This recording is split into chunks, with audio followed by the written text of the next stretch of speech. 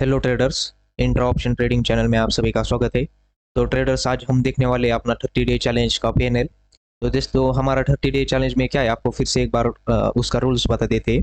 तो हमारा सेटअप ये सेल हंटिंग के हिसाब से होगा और दिन में हम सिर्फ एक ही ट्रेड लेने वाले थे ये सेल अपने 30 डे चैलेंज में। एंड इसमें हम ऑप्शन बाइंग करने वाले थे। तो चलिए आज हमारा पीएनएल देखते हैं। 15 डेज कंप्लीट हो गए तो किस हिसाब से अपना पीएनएल है वो भी हम देख लेते हैं। तो हमने सिर्फ फ्यूचर एंड ऑप्शन में ही ट्रेडिंग किए, इक्विटी में ट्रेडिंग नहीं किए। तो 1 सितंबर से हमने चालू किया था, तो हम फर्स्ट डेट सिलेक्ट कर लेते हैं। एंड आज 24 सितंबर है, तो ये पर हमने वैसे तो 24 डेज हो गए, पर जो हम ट्रेड लिए एक्चुअली में, मतलब बीच में संडे एंड सैटरडे की छुट्टी एंड गणेश चतुर्थी की छुट्टी, ये सब छोड़ के 15 डेज हमने ट्रेडिंग की। तो फिर से एक बार रिफ्रेश कर दो। तो इस हिसाब से अपना पीएनएल है। तो ट्रेडर्स यहाँ क्या है, मैं आपको ठीक से बताता हूँ। हमने 6 डे, नहीं, एक्चुअली एक्चुअली 7 डेज हम ग्रीन में है एंड 8 डेज रेड में। तो अभी ये कैसे है, आपको दिखाता हूँ। तो हमने 1 सितंबर से स्टार्ट किया था, वहाँ प्रॉफिट हो गया था। एंड फिर नेक्स्ट वीक में हमें प्रॉफिट में ही थे 3 दिन। मैं आपको दिखाता हूँ नेक्स्ट वीक। यहाँ हम 3 तारीख में जाएंगे एंड यहाँ ना। तो ये अपना नेक्स्ट वीक रियलाइज पीएनएल, तो हम प्रॉफिट में है, बट चार्जेस एंड टैक्सेस की वजह से हम लॉस में आ गए हैं। तो वो देख के तो फर्स्ट मंडे को लॉस हुआ था, फिर प्रॉफिट हुआ था, फिर 2 दिन लॉस हुआ था। अभी यहाँ क्या था, हमने हमारा प्रॉफिट अचीव होके भी हम नहीं नहीं, ये डे प्रॉफिट हो गया हमारा, 2-3 पॉइंट से रह गया था और फिर लॉस में आगे हमने कम लॉस में यहाँ एग्जिट कर लिया। यहाँ तो वैसे ही लॉस ही हो गया था और यहाँ हमारा प्रॉफिट हो गया था। तो ये था सेकंड वीक। अभी थर्ड वीक देखते हैं किस हिसाब से अपना थर्ड वीक गया। तो हम यहाँ 16 सिलेक्ट कर लेते हैं, यहाँ 10। तो अभी थर्ड वीक में क्या हो गया था, हम 3 डेज ग्रीन में थे, 2 डेज रेड में थे। तो थर्ड वीक में 306 के आसपास चार्जेस एंड टैक्सेस गए और 2000 के आसपास अपना प्रॉफिट हो गया। वो चार्जेस वार्जेस कट करके या अपना कुछ प्रॉफिट रह गया था। तो थर्ड वीक ऐसा गया था। अभी ये वीक देखते हैं, इसका अगला वीक, ये लास्ट वीक है, मतलब अभी। तो अभी ये वीक में क्या हो गया, चार्जेस लगभग सेम टू सेम ही गए हैं, पर ये थोड़ा सा अपना ये वीक में लॉस हो गया। अब ये लॉस क्यों हो गया, क्योंकि ये एक एक ही ट्रेड ऐसा था, ये फर्स्ट वाला, जिसमें हमें लॉस होना ही था एक्चुअली, क्योंकि हमारा कुछ भी अलग था। पर ये जो ये ट्रेड एंड ये लास्ट वाला ट्रेड है फ्राइडे का एंड वेडनेसडे का, जब बैंक निफ्टी की एक्सपायरी थी, ये दोनों ट्रेड हमारी सिली एकदम छोटी छोटी गलती है, उस वजह से हमारे अपोजिट गए। मैं आपको वैसे वो गलती बता दूंगा और उससे हमें क्या सीखने को मिला वो भी बता दूंगा। एक बार फिर से पीएनएल करता हूँ। तो 15 डेज हो गए हैं, 15 डेज में से 7 डे ग्रीन में, 8 डे लॉस में, रेड में, तो भी हम रियलाइज पीएनएल में प्रॉफिट में है। चार्जेस की वजह से थोड़ा सा लॉस दिखा रहा है। तो इस हिसाब से हमारा 30 डे चैलेंज चल रहा है। इसमें मैंने कोई भी ऑप्शन सेलिंग नहीं किए, या सिर्फ ये ऑप्शन बाइंग से ही काम चल रहा है। एंड ये सेल हंटिंग और रोज एक ही ट्रेड लेता हूँ। हेलो ट्रेडर्स, तो चलिए शुरू करते हैं एंड देखते हैं इस वीक में हमने किस हिसाब से गलती की है एंड इसको हम कैसे सुधार सकते हैं एंड कहाँ एंट्री और कहाँ एग्जिट किए वो भी देखेंगे। तो चलिए शुरू करते हैं मंडे से। तो मंडे 18 सितंबर को हमने ट्रेड किया था और यहाँ हमारा लॉस हो गया था। 1666 रुपये का हमारा यहाँ लॉस हुआ था। तो चलिए देखते हैं यहाँ हमारा कैसे लॉस हुआ और किस हिसाब से हम इसको देखते हैं। तो down side previous day chart देखेंगे तो यहाँ बायर्स हो सकते हैं, ऐसा हमने कहा था। अप साइड सेलर्स हो सकते हैं, जहाँ क्लोज किया यहाँ बायर साइड सेलर्स दोनों हो सकते हैं। अभी ट्रेडर्स, हमारा मेन रीजन क्या था हम ये ट्रेड लेने का, वो भी आपको बताता हूँ। तो ये जो दिख रहे हैं मार्केट अभी क्या चल रहा है, अप ट्रेंड में चल रहा है। और अप ट्रेंड में यह जो बायर्स बैठे हैं डाउन साइड, मुझे ऐसा लगा शायद कि ये जो बायर्स बैठे हैं वो निकल नहीं गए होंगे 0.6% का रिट्रेसमेंट दिया है तो भी, क्योंकि मार्केट अभी आप ट्रेंड में चल रहा है, तो ये थोड़ा रिस्क लेके बैठे होंगे, इसलिए हम इनको टारगेट करने के हिसाब से पोजीशन बनाने वाले थे। और मेन रीजन ये था, देखिए मार्केट ने यहाँ इस दिन हाई लगाया एक फर्स्ट हाफ में, और सेकंड हाफ में क्या किया, मार्केट ने ये हाई को तोड़ा एंड यहाँ बायर्स इकट्ठा हो गए होंगे और डायरेक्ट इनका ये सेल खाने के लिए फिर से डाउन साइड आया, मतलब फेक ब्रेकआउट दिया। तो मुझे यहाँ क्या लगा, शायद यहाँ स्मार्ट मनी का कॉन्सेप्ट अप्लाई हो सकता है। अभी ये स्मार्ट मनी कॉन्सेप्ट क्या है आप यूट्यूब पे जाके डिटेल में देख सकते हैं, पर मैं एक शॉर्ट फॉर्म में आपको बताता हूँ कि यहाँ जो ये इतना अच्छा खासा ब्रेकआउट दिया है और ये ब्रेकआउट यहाँ तो बायर से एक्टिव हो गए होंगे, तो इनका ये सेल खाने के लिए फिर से ये मार्केट डाउन साइड आए। तो अभी यहाँ कौन बैठा हो सकता है, तो मुझे लगा शायद जो बड़े वाले इन्वेस्टर हो सकते हैं या इंस्टीट्यूट भी हो सकते हैं जिनके पास बड़ा बड़ा पैसा होता है, 1000 करोड़ 2000 करोड़ 5000 करोड़ ऐसा होता है, वो यहाँ शायद सेलिंग करके गए होंगे। अभी वो सेलिंग करके गए होंगे तो उनका टारगेट तो छोटा तो नहीं रहेगा, उनका टारगेट अच्छा खासा बड़ा रहेगा। तो इस हिसाब से मैंने क्या किया, ये बायर्स को टारगेट करने के हिसाब से अपनी यहाँ पे पोजीशन बनाई थी। अभी पोजीशन यहाँ बनाई और अपना सेटअप क्या था, सेटअप भी एक बार डिस्कस कर लेते। तो निफ्टी में देखेंगे तो निफ्टी भी थोड़ा बहुत डाउन साइड खुला, पहले डाउन साइड गया और धीरे धीरे स्टॉप लॉस क्रिएट करके अप साइड जा रहा था। तो निफ्टी ने क्या किया, जहाँ डे ओपन होता है और प्रीवियस डे का क्लोज है वहाँ से अप साइड ब्रेकआउट दिया। तो अपना ये सेटअप ये है कि निफ्टी अगर ब्रेकआउट देता है, बैंक निफ्टी ब्रेकआउट देता है, तो दोनों के हिसाब से हम क्या वहाँ समझ लेते हैं कि बायर्स एक्टिव हो गए होंगे। तो इन बायर्स का ये सेल करने के लिए डाउन साइड जाएगा और जो हमारा मेन व्यू है कि डाउन साइड बायर्स है उनका ये सेल को हमने टारगेट किया था, तो हम डाउन साइड ट्रेड ले गए थे। तो यहाँ पे कहीं हमने डाउन साइड ट्रेड लिया था। अभी यहाँ हमने डाउन साइड ट्रेड लिया, पर यहाँ हमारी गलती क्या हो गई मैं आपको बताता हूँ। क्योंकि ये 0.6% का यहाँ रिट्रेसमेंट हो गया था डाउन साइड, डायरेक्टली कोई स्टॉप लॉस बचा नहीं शायद, इसलिए मार्केट ये ऊपर क्यों गया, क्योंकि यहाँ जो सेलर्स थे उनको टारगेट करने के लिए अप साइड गया और फिर ये डाउन साइड आया। तो अपनी गलती ये थी कि डाउन साइड ये 0.6% रिट्रेसमेंट हो गया था, तो भी हमने ये बायर्स को टारगेट नहीं करना चाहिए था। अगर ये यहाँ कहीं रुक जाता तो हम ये बायर्स को टारगेट कर सकते थे, पर इन वो शायद काफ़ी सारे बायर्स यहाँ निकल गए होंगे, तो इनको टारगेट नहीं करना चाहिए था। तो इस हिसाब से अपनी इस फर्स्ट डे में गलती ये थी। और यहाँ काफ़ी ज़्यादा मार्केट ने रेड कैंडल बनाया था, यहाँ रेड कैंडल बनाया था, तो इस हिसाब से ये बायर्स निकल गए होंगे। इस उसके बाद ये मार्केट अप साइड चला गया।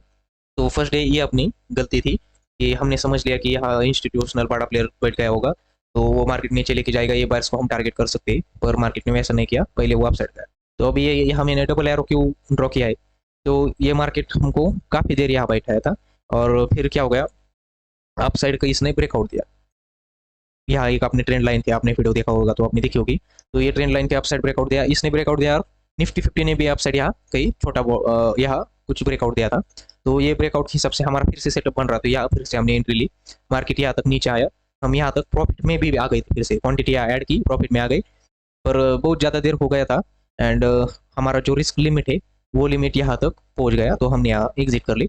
उसके बाद एक बड़ी कैंडल बना के मार्केट फिर से डाउन साइड आया, पर अपना रिस्क एक बार लिमिट खत्म होती है रिस्क की लिमिट, तो हम एग्जिट कर देते हैं, फिर मार्केट कहीं भी जाए हमको वही लेना देना नहीं होता है, क्योंकि रिस्क मैनेजमेंट फॉलो करना भी काफ़ी ज़्यादा जरूरी होता है। तो फर्स्ट डे हमारा यहाँ लॉस हो गया, ये लॉस मैं मानता हूँ क्योंकि यहाँ हमारा व्यू ही थोड़ा सा गलत बैठ गया था, क्योंकि हम ये सेलर्स को टारगेट करना चाहिए था और हमने ये बायर्स को टारगेट किया। और ये टारगेट करने का ये रीज़न ये था कि यहाँ अच्छा खासा ये सेल हंटिंग का सेटअप दिखा रहा था, इस हिसाब से हमने उनको टारगेट किया। अभी नेक्स्ट डे देखते हैं, तो उसके बाद 19 सितंबर को शायद गणेश चतुर्थी थी, इसलिए मार्केट क्लोज था। तो अभी ये चार्ट को थोड़ा सा एनालाइज करते हैं, तो ये चार्ट में पूरे चार्ट में सिर्फ सेलर्स ही है, और ये जो अपसाइड के सेलर्स है, ये जो सेलर्स है ये अच्छा खासा प्रॉफिट में आ गए, तो इसको हम टारगेट नहीं कर सकते थे। तो और फिर उसके बाद क्या हुआ, मार्केट खुला गैप डाउन, अभी अच्छा खासा बड़ा गैप डाउन खुला मार्केट, इसका मतलब हम ये चार्ट के हिसाब से नहीं चल सकते, हमें नया चार्ट के हिसाब से चलना पड़ेगा। तो हमने क्या किया, मार्केट ओपन हुआ, अच्छी खासी रेड कैंडल बनी यहाँ पे और धीरे धीरे धीरे धीरे ऊपर जा रहा था। अभी यहाँ देखिए हमारा व्यू अभी अकॉर्डिंग टू न्यू चार्ट ही था, तो यहाँ पे अपना सेलिंग साइड का सेटअप बना। सेलिंग साइड का सेटअप कैसे बना मैं आपको दिखाता हूँ। मार्केट यहाँ से ओपन हुआ, फिर डाउन आ गया और धीरे धीरे ऊपर जा रहा था। अभी बैंक निफ्टी भी ऊपर जा रहा था एंड निफ्टी 50 में देखेंगे उस दिन का चार्ट 20 सितंबर का, तो निफ्टी ने अप साइड ब्रेकआउट दिया था, ये देखिए इसके ऊपर ऊपर ब्रेकआउट दिया। तो ये ब्रेकआउट देख के हमने यहाँ सेलिंग कर ली। अब यहाँ हमने सेलिंग की, कितने बजे सेलिंग की, 9:24 को यहाँ हमने सेलिंग की। और यहाँ हमारी गलती क्या हुई, मेरी यहाँ स्ट्राइक प्राइस गलत हो गई।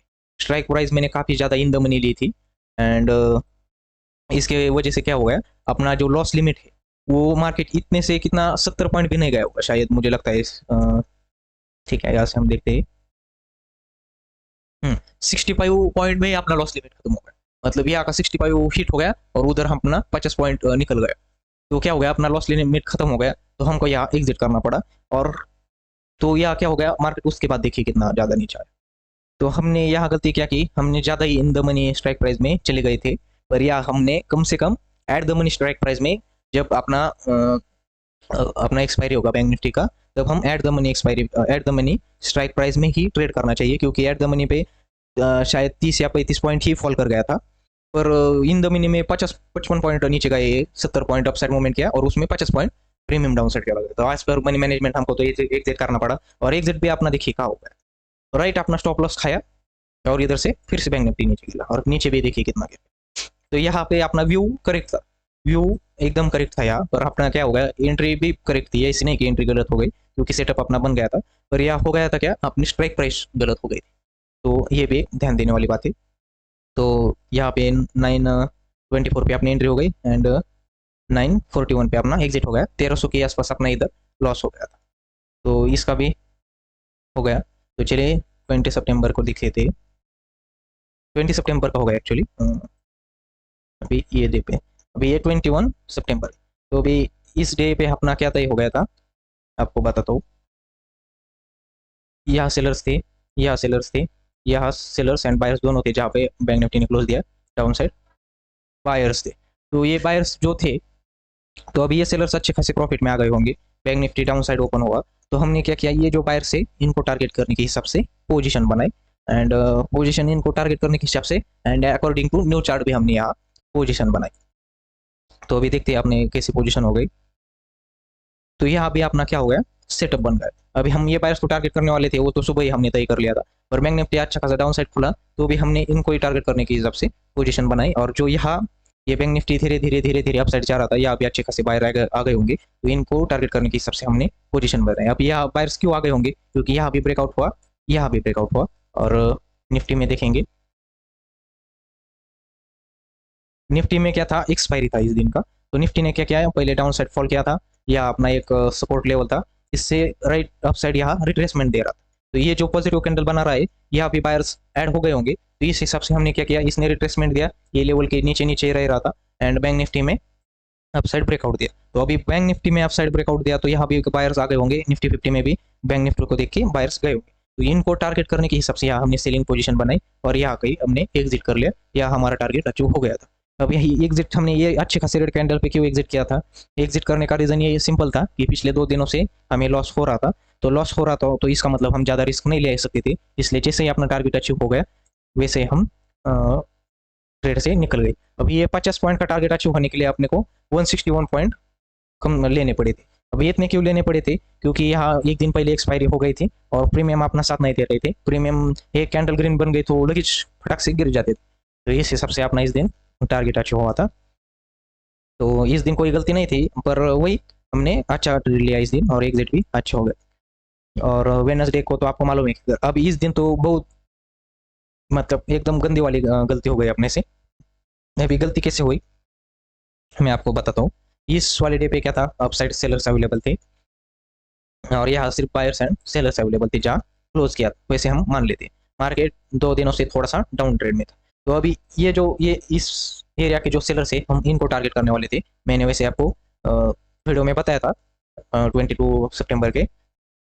तो हमें क्या करना था, जब मार्केट गैप आउट खुला, जैसे ये डे हाई क्रॉस करता है, या हमारा बाइंग साइड का पोजीशन था, क्योंकि हमें इस सेलर को टारगेट करने का। और निफ्टी में भी देखिए क्या हुआ था, हाँ ये देखिए इसने प्रीवियस डे क्लोज को क्रॉस किया और डाउन साइड आया। इसको देख के बैंक निफ्टी में भी सेलर्स एक्टिव हो गए होंगे। तो जैसे ही ये डे हाई को तोड़ता है, हमको यह बाइंग करनी चाहिए थी, मतलब हमारी पोजीशन बननी चाहिए थी। पर यह क्या हुआ, बैंक निफ्टी इतना अपसाइड फास्ट चला गया कि हमको पोजीशन बनाने का कोई मौका ही नहीं दिया। तो यहाँ से हमारी पोजीशन अपने हाथ से चली गई। अभी सेकंड पोजीशन का हाथ में चली गई, मैं आपको देखता हूँ। अगर हम फिबोनाची लगाते तो यहाँ देखिए, यहाँ राइट अपना एक सपोर्ट लेवल भी बैठ रहा था, जो रेजिस्टेंस ड्रॉ किया था वो सपोर्ट के हिसाब से काम किया। यहाँ राइट अपनी एक पोजीशन बननी चाहिए थी बाइंग साइड की, पर ये भी पोजीशन हाथ से चली गई। तो उस टाइम मेरा थोड़ा साइकोलॉजी भी बिगड़ गया कि 2 बार पोजीशन हाथ से चली गई और अब ये हाथ से ना चला जाए, इसलिए थोड़ा बहुत फोमो भी हो गया था। तो मैंने क्या किया, यहाँ तय किया जैसे एक कैंडल प्रीवियस कैंडल के हाई को तोड़ती है हम यहाँ एंट्री कर लेंगे। तो ये क्या हुआ, यहाँ एक कैंडल ने प्रीवियस कैंडल का हाई तोड़ा, यहाँ मैंने एंट्री की और दूसरे कैंडल में स्टॉप लॉस हिट हो गया इतना। पर यहाँ भी ये होना चाहिए था। अब यहाँ एंट्री का रीजन क्या था, कि निफ्टी ने क्या किया था, एएम पैटर्न का ब्रेकआउट किया था एंड बैंक निफ्टी ने भी एएम पैटर्न का ब्रेक डाउन किया था। पर मेरी गलती ये हो गई कि निफ्टी यहाँ जो बायर से इनको टारगेट करने के लिए और डाउन साइड आ सकता है, इसलिए हम कम से कम ये जब तक नहीं तोड़ता है तब तक हमने वेट करना चाहिए था। यहाँ भी अपनी एंट्री हो जाती, यहाँ कहीं या यहाँ कहीं भी एंट्री हो जाती तो भी अपना अच्छा खासा टारगेट हिट हो जाता, पर हमने क्या किया, यहाँ अपनी अर्ली एंट्री हो गई, तो ये अपनी गलती हो गई थी फ्राइडे को। तो इस हिसाब से हमने यहाँ दो गलती की, जो बहुत छोटी छोटी गलती थी। अब ये क्या कुछ बड़ी गलती नहीं थी, हमने यहाँ थोड़ा वेट कर लेते, पर यहाँ मेरे को खो हो गया था, ये मेरी गलती एक्सेप्ट कर लेता हूँ। और जो पिछले मंडे को जो गलती हो गई थी, वो मानो अपना व्यू गलत था, वो व्यू भी हम सही कर सकते थे, पर मुझे कुछ पॉइंट ऐसा दिखा, मुझे लगा यहाँ स्मार्ट मनी ऐड हो गए होंगे, इसलिए मैंने बायर्स को टारगेट किया था। तो वेडनेसडे को तो हमारी स्ट्राइक प्राइस गलत हो गई और यहाँ हमारा फोमो हो गया। तो इस हिसाब से अपने ये 3 गलती है, ये हम आने वाले समय में सुधारने की कोशिश जरूर करेंगे। तो ट्रेडर्स चलिए देखते हैं, फ्राइडे का चार्ट एनालाइज करते हैं और मंडे को हमारा किस हिसाब से व्यू होगा वो देखने की कोशिश करेंगे। तो फ्राइडे के चार्ट में अपसाइड यहाँ सेलर्स अवेलेबल है, यहाँ बायर्स अवेलेबल है, और जहाँ क्लोज किया यहाँ सेलर्स एंड बायर्स दोनों भी अवेलेबल है। डाउन साइड डायरेक्टली कोई भी स्टॉप लॉस अवेलेबल नहीं है। ये ऊपर वाले सेलर्स अच्छे खासे प्रॉफिट में आ गए होंगे, क्योंकि ये अच्छे खासे पॉइंट इन्होंने कैप्चर किए होंगे।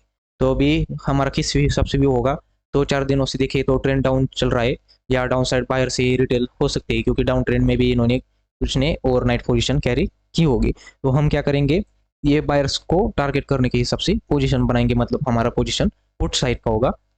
अगर बैंक निफ्टी साइडवेज खुलता है, थोड़ा बहुत गैप अप खुलता है या थोड़ा बहुत गैप डाउन खुलता है, तो कुछ बड़ा गैप डाउन खुलता है या कुछ बड़ा ही गैप अप खुलता है, हम अकॉर्डिंग टू न्यू चार्ट के हिसाब से पोजीशन बनाएंगे।